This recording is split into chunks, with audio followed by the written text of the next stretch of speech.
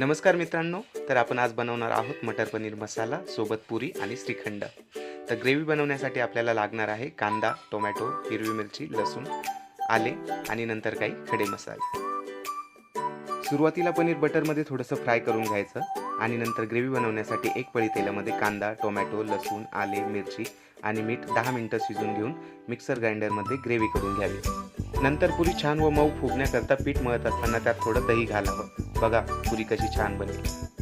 आता पनीर मसाला बनवण्यासाठी बटर घेऊन त्यात लवंग, काळी मिरी, दालचिनी, तेजपान आणि जिरे छान परतून घ्यावे आणि नंतर लाल मिरची व पनीर मसाला घालून 5 मिनिटं परतून घ्यावं आणि आपण जी ग्रेव्ही बनवली आहे ती त्यात टाकावी आणि 5 मिनिट नंतर पनीर आणि मटर टाकून 20 मिनिटं शिजवून घ्यावं आणि आपली पनीर मटर मसाला रेसिपी रेडी. तर मित्रांनो, कशी वाटली आपल्याला आपली पनीर मसाला रेसिपी, पुरी आणि श्रीखंड आणि सोबतीला कांदा, नक्की कळवा.